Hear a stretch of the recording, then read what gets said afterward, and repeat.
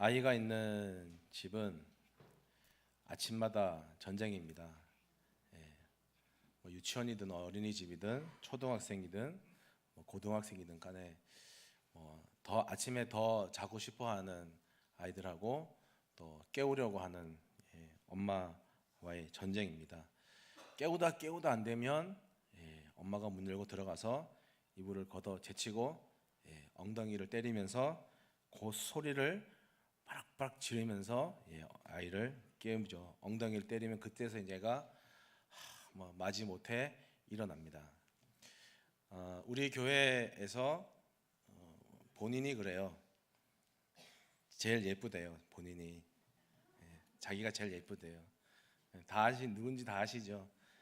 다 본인이 우리 교회에서 제일 예쁘다고 항상 이렇게 본인 스스로 얘기하고 다니시는 모 권사님이 계시는데, 오늘 저희 집사람하고 이제 얼굴 보고 인사를 하더니 난 우리 교회에서 내가 제일 예쁜 줄 알았더니 더 예쁜 분이 계시네 이렇게. 제가 그랬어요. 우리 집사람 없는 것 같아서 살아보시라고 그랬어요. 새벽에 이제 알람을 못 들으면 아내가 이제 자다가 제가 못 들으니까 이제 저희 큰애가 예서인데 예서 아빠 하고 깨웁니다. 근데 그 소리가 이제 새벽에 들리니까 잠결에 또 번쩍 들리니까 되게 이렇게 제가 듣기에는 무섭게 들려요. 근데 그 소리에 이제 잠이 깨고 나면 이상하게 자존심이 상해요. 내가 저 소리에 깨었다는 게 좀 자존심이 상해요.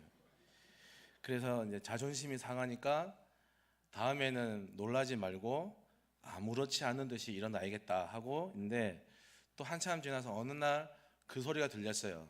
제가 어떻게 했겠습니까? 그만 깜짝 놀라 일어나고 말았습니다. 웃자고 한 말씀은 아니고, 히브리인들은 입을 말하는 기관이다 이렇게 생각해요.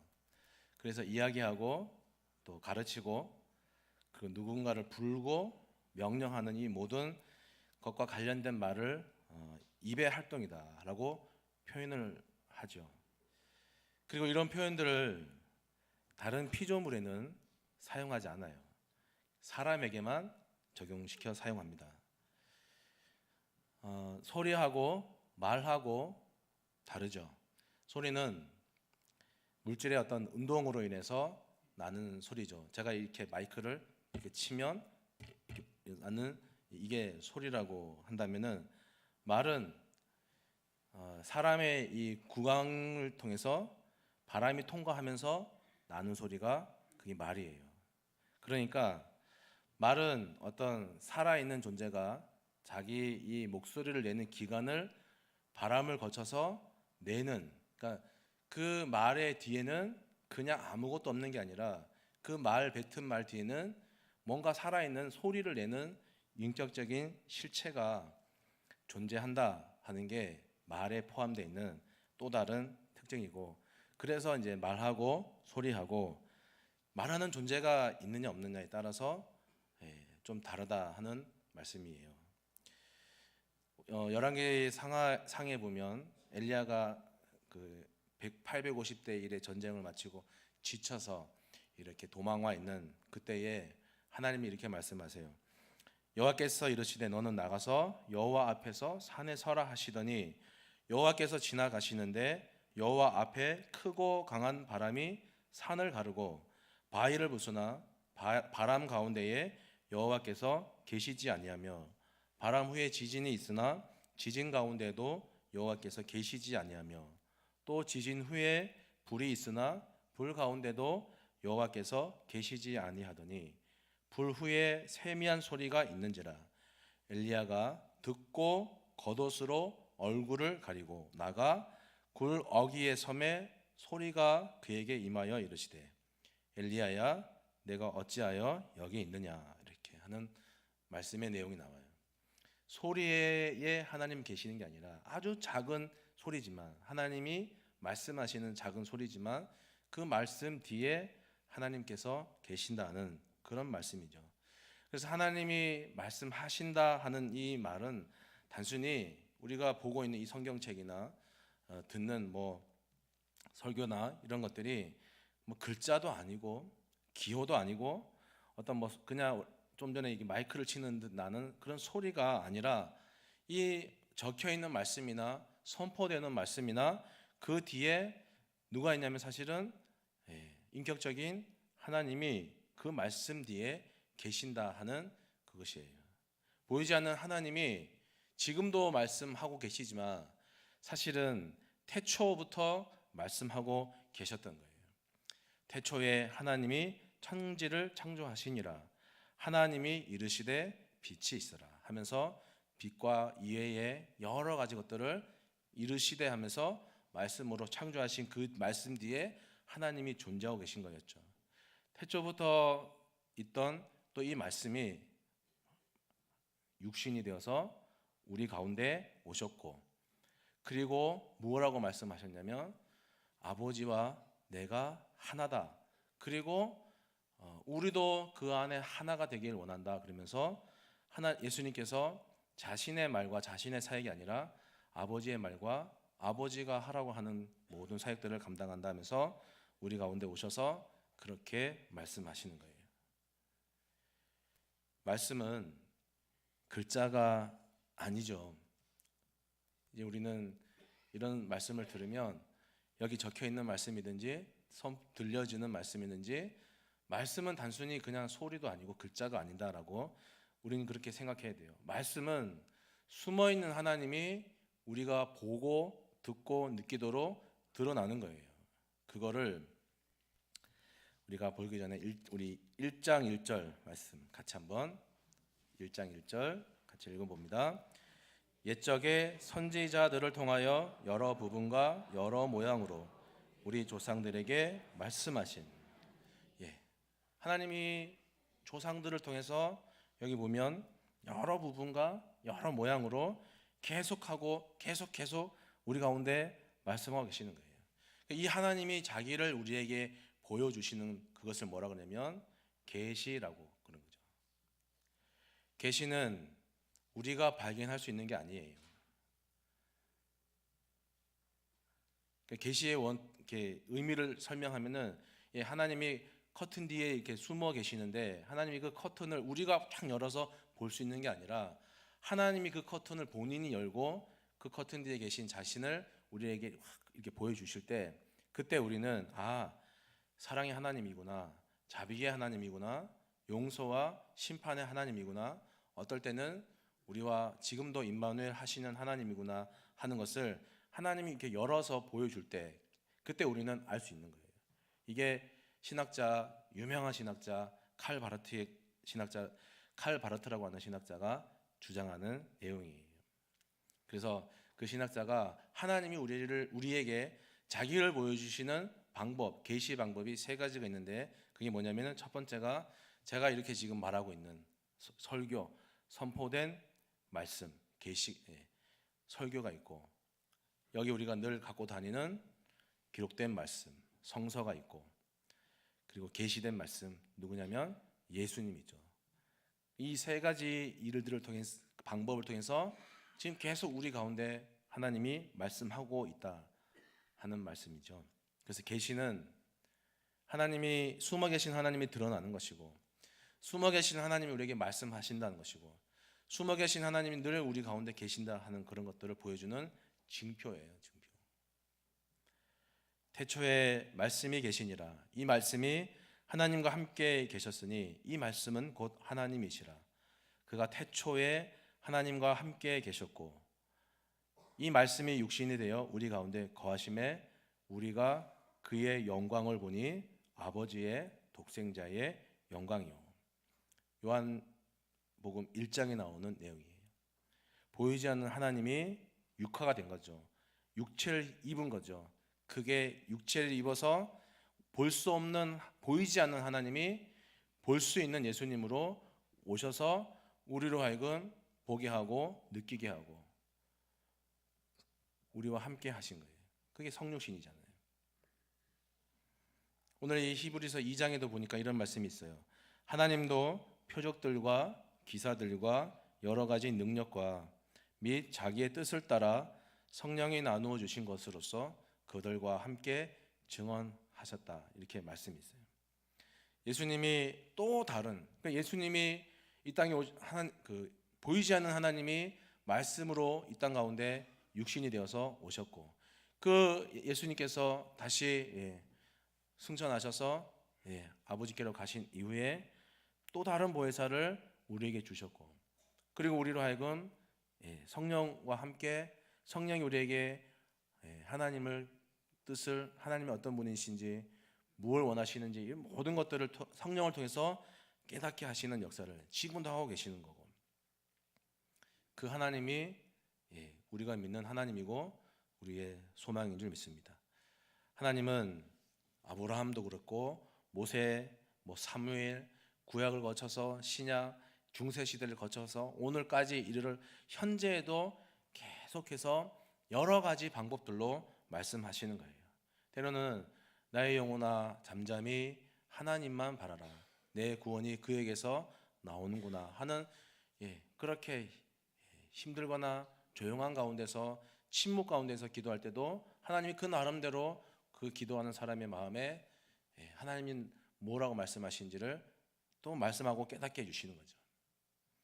어떨 때는 우리 생각으로도, 우리가 또 이 사회가 하는 정치로도, 꿈으로도, 세미한 음성으로도 말씀을 보는 걸 통해서 기도하는 중에 이웃과의 살아가는 그냥 일상적인 생활 속에서 잠자리에 들 때도, 우리가 찬양할 때 밤하늘에 떠있는 별을 볼 때도, 교회 안의 성도들이 서로 교제하는 그 시간을 통해서, 아픈 사람들을 위하는 마음을 통해서, 성령을 통해서 수없이 많은 방법과 여러 가지 모양과 여러 가지 방법을 통해서 지금도 말씀하는 거예요. 그리고 가장 중요한 예수님을 통해서 지금도 우리에게 말씀하고 있는 거예요.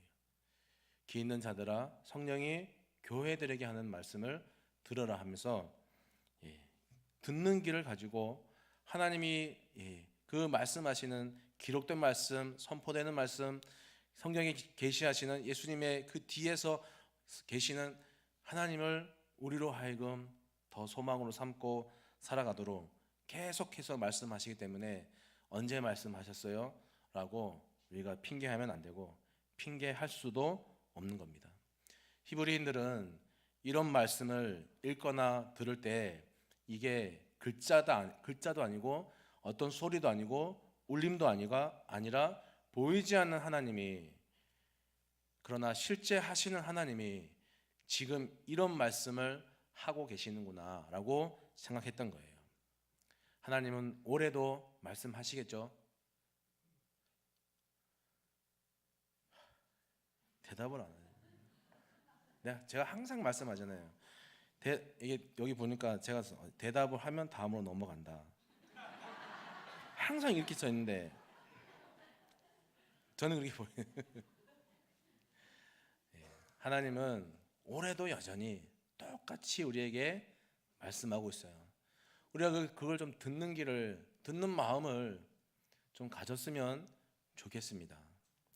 말씀의 커튼 뒤에 숨어 계신 하나님을 작년에도 보셨겠지만 올해도 여전히 볼 수 있는 우리 모두가 되기를 바랍니다. 예수꾼이 상속자죠. 전 예수 믿는 사람, 그냥 아무렇게나 믿는 사람 말고 예수 진짜 잘 믿는 사람, 저는 개인적으로 그런 사람을 예수꾼이라고 합니다. 사기를 전문적으로 잘 치는 사람 뭐라 그럽니까? 그러면 예수를 전문적으로 잘 믿는 사람 뭐라 그럴까요? 여러분들 예수꾼 되시기 바랍니다. 유일하신 참 하나님과 그가 보내신 예수님을 아는 것이 영생이다, 이렇게 성경은 얘기합니다. 근데 이 영생은 우리 믿음과도 연관이 있는 문제예요. 히브리서에 있는 유명한 말씀이죠. 믿음이 없이는 하나님을 기쁘시게 하지 못하나니 하나님께 나아가는 자 반드시 그가 계신 것과 그가 자신을 찾는 자를 상 주시는 이심을 믿는 것, 거기까지 가야 되는 거예요. 오전에도 담임 목사님이 히브리서에 대한 배경을 잠깐 얘기하셨는데, 히브리서 이 말씀은 사실 뭐 어떤 이유인지 모르지만 딱 어려운 상황 가운데 있었어요. 근데 그냥 그 상황 때문에 사람들의 헌신이 약해졌고, 잘 붙잡고 있던 믿음의 끈을 놓치면서 자꾸만 낙심하는 사람들이 생기는 거예요. 초신자들이 아니라 이미 잘 믿고 있는 사람들이 자꾸 낙심하고 있는 거예요. 그래서 그 사람들을 대상으로 하나님의 약속은 신뢰할 만하다, 그러니까 그걸 놓치지 말고 잘 붙잡고 있어라, 그렇게 하는 설교예요.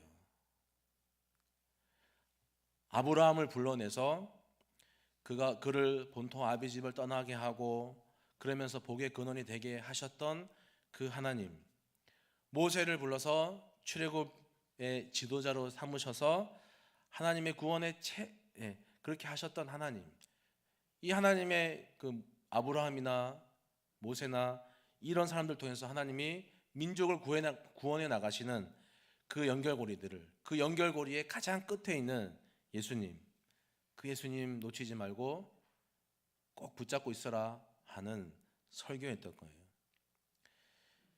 예수권이 상속자라고 했는데 조금 더 구체적으로 말하면 사실은 아무나 상속자가 되는 게 아니죠. 약속을 잘 붙잡고 있는 예수권이 진짜 상속자가 되는 겁니다. 상속자, 내 재산을 누군가에게 이제 또 이어줄까 고민하고 그러면서 자기 나름대로 대안을 두고 있었던 아브라함, 그 아브라함을 하나님이 데리고 밤하늘의 별을 보여주면서 네 자손도 이와 같이 밤하늘의 뭇별과 같이 셀 수 없는 별과 같이 될 것이야 하고 얘기하셨어요. 그때 이미 그 사라에게는 경수가 끊겼고, 그리고 도저히 출산이 불가능한데 하나님이 아브라함에게 네 자손이 아무나 네 자손이 되는 게 아니라 약속의 네 몸에서 난 자식, 약속의 자녀만이 네 상속자가 될 거야 하면서 말하는 그 말을 아브라함이 믿은 거예요. 그랬더니 하나님이 그 믿는 아브라함의 믿음을 의로 여기셨다 그랬어요. 그리고 나서 그 약속을 잊지 않고 그 약속을 바라면서 고통의 시간을 보내고 때로는 감사의 시간을 살았던 아브라함에게 하나님도 약속을 지켰습니다. 하버드 대학을 졸업한 어떤 학생이 있어요. 가문의 자랑이겠죠. 아주 제가 물어봤어요. 저는 외국 대학 잘 모르니까. 지방에서는 야 서울대학 간다, 서울대학 간다는데 서울에 와 보니까 서울대학은 하나인데 지방에는 서울대학이 여러 개예요. 서울에만 가면 다 서울대학이니까.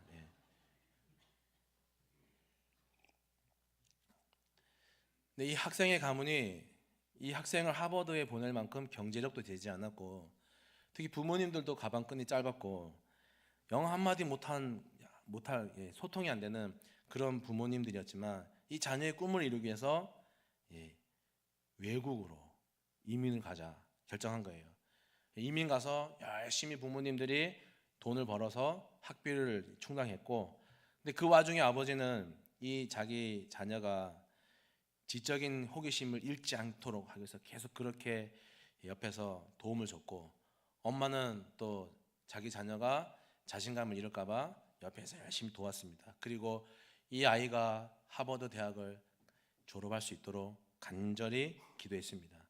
이 학생도 자기가 하버드 대학을 졸업해야 한다는 책임감과 또 확신 가운데 열심히 공부해서 여러 사람들의 기도와 자기 역할을 감당하는 이런 것들 때문에 졸업할 수가 있었어요. 이 학생이나 가족에게 있어서 졸업은 단순한 졸업이 아니라 하나님을 향한 가족들의 간절한 기대와 소망과 믿음이, 기도가 현실로 성취된 열매라고 하겠죠. 3절 말씀에 보니까 이는 하나님의 영광의 강체시요 그 본체의 형상이라 이렇게 얘기합니다. 우리는 예수님 때문에 구원받았죠.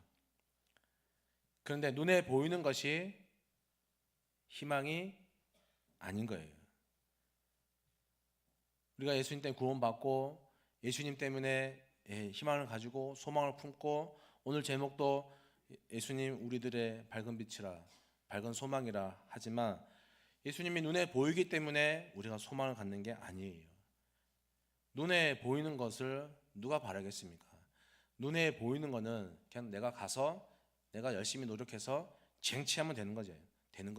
하지만 우리가 왜 소망을 가지고 왜 희망을 갖고 사냐면은 그게 보이지 않기 때문에, 보이지 않지만 그건 반드시 존재하고 사실이다라고 우리가 알기 때문에 보이진 않지만 놓치지 않고 소망을 가지고 참고 기다릴 수가 있는 거예요.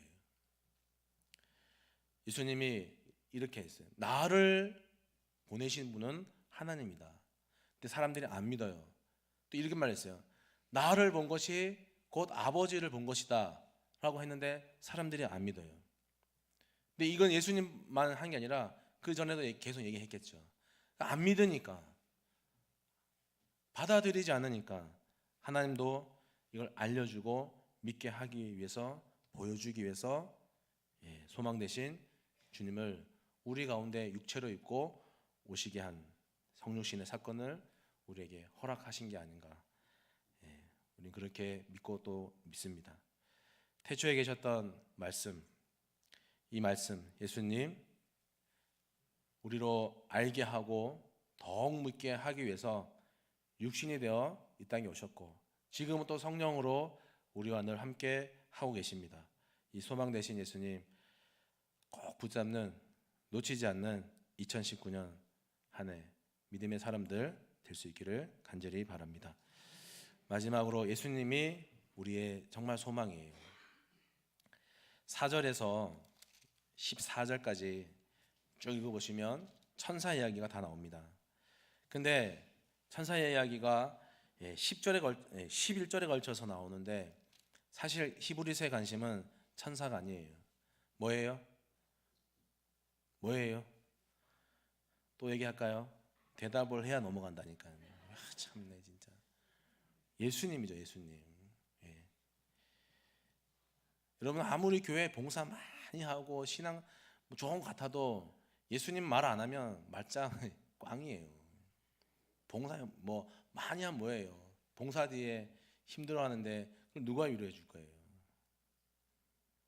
열심히 봉사해도 누구 때문에 하는 거예요? 예수님 때문에 하는 거고, 힘이 들어도 누구 때문에 참는 거예요? 주님 때문에 참는 거고. 우리의 모든 예배든지 사역이든지 모든 그 끝에 남아야 될 분 누구예요? 예수님이지 다른 거 없지 않습니까? 천사에게 너는 내 아들이야, 내 우편에 앉아 라고 한 적이 없다라고 그렇게 말씀했어요. 천사는 하나님께 경배하는 자들이고, 천사는 하나님이 지정하신 상속자들을 섬기는 사람이다라고 그렇게 이 4절에서 14절까지 안에서 얘기하고 있어요. 히브리서를 듣는, 이 설교를 듣는 사람들, 아까도 말씀드렸지만 정말 어떤 일 때문에 깊이 낙심한 상태에 있는 사람들이었어요. 그들은 지쳤고 용기도 다 잃었고 눈에 보이는 것은 부정적인 것들만 보였고, 그동안 누렸는데 힘들다 보니까 하나님께서 주신 평안과 하나님이 주신 영광이 의미 없을 정도로 완전 탈진해 있었던 그런 상태였습니다. 십자가가 더 이상 승리의 도구가 아니라 힘이 없으니까 십자가에 달렸지, 이런 식으로 십자가를 바라보는 지경까지 갔고, 당연히 예수님이 천사보다 못한 거 아니냐라고까지 생각하기 시작했던 그런 상태에 있는 거죠. 우리도 좀 그런 것 같아요. 현실이 그렇게 생각만큼 나쁘지 않아요. 힘을 내세요. 받은 복을 생각해 보세요. 하나님이 선한 길로 인도하실 거예요. 이렇게 낙관적인 말로 위로하지만 사실 정말 힘들어 있는 사람들에게 그런 말이 들어오지 않는 거예요. 이건 제가 누구보다 잘 알아요. 제가 한참 힘들 때 제가 수없는 사람한테 도움을 요청했지만 돌아오는 것은 뭐냐면 힘을 내세요. 힘이 안 나서 전했는데 힘을 내세요 하길래 짜증났고 전화 안 했어요. 그냥 혼자 버텼어요. 낙관적인 말로 그냥 힘내세요. 예, 그냥 뭐 하나님이 선한 길로 인도하실 거예요. 이 말이 정말 힘든 사람에게는 그렇게 썩 위로가 되지 않아요. 근데 우리가 문제가 있는 게 하나가 뭐냐면 우리는 고난도 없었으면 좋겠고 희생도 없었으면 좋겠. 예, 그런 걸 좋아하죠. 평안할 때는 하나님이 우리를 찢기도 하고 우리를 도로 낫게도 하신다 하는 말을 내가 하기도 하고 내가 듣기도 하고 수긍 잘 하는데 정말 힘든 가운데 있으면은 그게 왜 하필 나입니까? 그게 왜 하필 나여야만 합니까? 라고 하면서 생각해도 귀찮고 받아들여지지 않고 귀에 들어오지 않는 거예요. 그냥 고난의 이 과정 지나갈 것 같은데 과정 다 생각해버리고 후딱 지나가고 좋은 결과만 내가 누렸으면 좋겠다 하는 그런 마음이 있는 거죠. 고난 속에 희생 없는 십자가, 고생 없는 축복, 그런 좋아하는 그런 진짜 모습이 정말 힘들어 할 때 우리 가운데서 나오기 때문에 항상 조심해야 될 것 같습니다. 앙코 없는 찐빵, 국물 없는 짬뽕, 여기 남자분들 많이 계시는데 김 빠진 맥주 맛있습니까? 이런 건 맛있던가요? 맛이 없어요. 로마서에서 그렇게 얘기하더라고요. 우리의 싸움은 혈과 육의 싸움이 아니고 인간과 보이는 것과 싸우는 게 아니라 보이지 않는 악한 영들과 암흑 세계와 하늘을 지배하는 악령들과의 싸움. 그러니까 보이지 않는 싸움이다 하는 것이죠. 예수님이 천사보다 위대하게 보이는 게 중요한 게 아니라 천사처럼 못한 것처럼 보여도 십자가에 저항 없이 오르셨기 때문에 그 십자가의 수치를 참으셨기 때문에 우리가 지금 살아가는 거예요. 그걸 우리가 똑똑히 알아야 돼요. 만약 예수님께서 참지 않았다면 여기 용서받을 사람이 누가 있겠습니까? 이 자리에.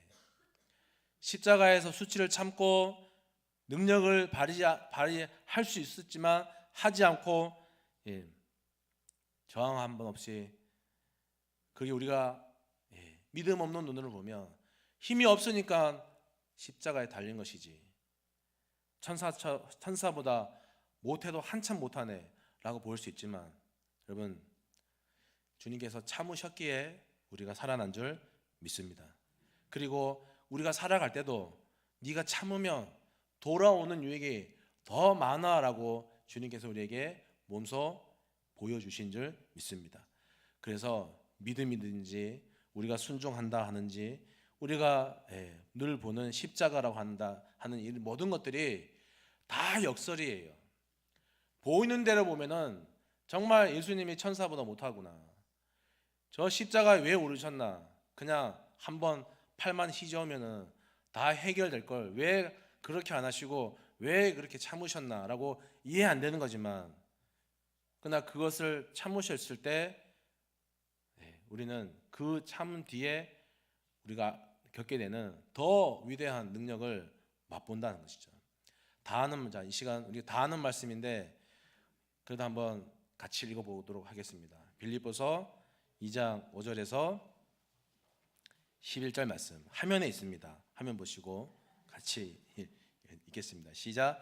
너희 안에 이 마음을 품으라.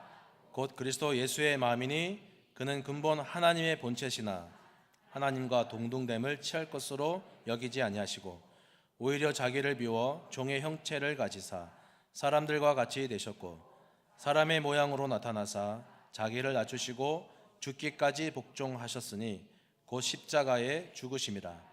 이러므로 하나님이 그를 지극히 높여 모든 이름 위에 뛰어난 이름을 주사 하늘에 있는 자들과 땅에 있는 자들과 땅 아래에 있는 자들로 모든 무릎을 꿇게 하시고 모든 입으로 예수 그리스도를 주라 시인하여 하나님 아버지께 영광을 돌리게 하셨느니라. 아멘. 스스로를 낮추고 스스로를 비워서 십자가에 오르셨기 때문에 그 예수님을 하나님이 되려 높이고 되려 모든 만물이 그 발 앞에, 사실은 예수님이 달려서 조롱받았던 그 발인데, 그걸 참으셨더니 그 조롱받았던 발 앞에 되려 조롱하던 모든 것들이 무릎을 꿇고 모든 입으로 저주하던 그 입이 모든 입으로 예수님을 자신의 주라 고백하게 만드셨어요. 이겨야 된다. 남들 밟고 서야 네가 성공할 수 있다 라고 가르치는 세상의 이치로 보면 전혀 이해 안 되는 거죠. 맞아요. 그게 맞는 말이에요. 이해가 안 되는 게 당연한 거죠. 우리 그리스도인들은, 예수권들은 이해해 주지 않아도 되는 것으로 살아야 됩니다. 우리가 예배 드릴 때 내가 편안할 때는 내가 이렇게 세상이 이해 안 되는 믿음으로 삽니다 하는데, 정작 이게 내 문제가 됐을 때는 그 얼른 버려버리고 세상 이치대로 따라가는 그런 사람들, 진짜 예수꾼 아니죠. 예수꾼은 세상이 이해 못하는 그 믿음으로 이해 안 해줘도 됩니다. 근데 나는 그렇게 하나님 앞에 한번 살아볼랍니다 라고 다짐하는 사람들이, 그 믿음으로 사는 사람들이, 저는 그렇습니다. 정말 하나님께서 그런 사람 복 줘야지 누굴 복 주시겠습니까? 그런 그릇 되는 사람 하나님께서 복을 주시는 거지 어떤 사람 복 주시겠어요? 제가 전임부터 시작해서 늘 찬양 인도를 했는데, 전임 처음 두 번째 간 교회에서 일이 너무 많았어요. 그러다 보니까 이게 막 목이 막 갈라지는 거예요. 이게 말을 하면 제 안에 내가 너무 많아 하는 것처럼 목소리가 세 사람의 목소리가 나오는 거예요. 말을 하는데 세 사람의 목소리가 나올 정도로 목이 완전 가버려서 기도했어요. 하나님, 다음 교회 갈 때는 절대로 찬양 안 하는 교회 가게 해주세요. 근데 그 다음에 교회 갔는데 찬양을 진짜 안 하는 거예요. 아무것도 안 해요. 근데 아무것도 안 하니까 또 심심한 거예요. 하나님, 그 다음 교회 갈 때는 적절하게 섞인 데가 아주 진짜 적절하게 여러분의 욕심이 아니라 하나님의 욕심, 하나님 앞에 영광되는 욕심 부리면 하나님이 그런 기도 들어주실 것 같지 않습니까? 아닌가요? 내 유익이 아니라 하나님께 유익되는 거, 그걸 욕심 부리면 하나님이 왜 안 들어주실까요? 우리는 세상이 이해 안 되는 믿음으로 사는 사람들입니다. 무명한 자 같으나 유명한 자고, 죽은 자 같으나 우리가 살아있는 자고, 징계를 받은 사람 같으나 죽임을 당하지 아니하는 그런 사람들이고, 근심하고 있는 것 같은데 항상 기뻐할 수 있고, 가난한 자 같이 보이지만 오히려 많은 사람들을 부유하게 할 수 있는 그런 사람들이고, 아무것도 없는 사람 같은다 모든 것을 가진 사람들이 예수꾼들이라 하는 말씀이에요. 역경 중에 누가 기도해요? 힘들어 죽겠는데, 고난인데 어떻게 찬송을 할 수 있어요? 절망만 이렇게 계속 보이는데 어떻게 십자가 앞에 엎드릴 수가 있습니까? 그 엎드리고 노래하고 기도하는 사람, 그 사람 마음속에 들여다보면 분명히 뭔가 하나 남아 있을 거예요. 그게 뭐냐면 하나님을 소망으로 삼는 믿음. 그게 있기 때문에, 그래도 하나님 앞에 의지하려고 하는 작은 씨앗이 있기 때문에 그렇게 엎드린 줄 믿습니다. 여러분, 잘 몰라도 되고, 그리고 부족한 게 많아도 돼요. 여러분들이 부족한 거는 목사님들이 잘 가르쳐 줄 거예요. 그런데 한 가지만은 여러분들이 잘 붙잡았으면 좋겠어요. 그 어느 것도 우리를 우리 주 그리스도 예수 안에 있는 하나님의 사랑에서 끊을 수 없다 하는 이 소망, 하나님을 우리의 소망으로, 나의 소망으로 삼는 그 마음과 간절한 마음만은 여러분들이 잘 붙들고 2019년 새롭게 시작되었습니다. 우리들의 밝은 빛 대신 예수님 꼭 붙잡고 소망이 풍성한, 여러분 기도 응답이 풍성한 이 한 해가 될 수 있기를 주님의 이름으로 축복합니다. 하나님 아버지, 감사드립니다. 오늘 또 우리 가운데 함께 하시고 여러 가지 방법을 통해서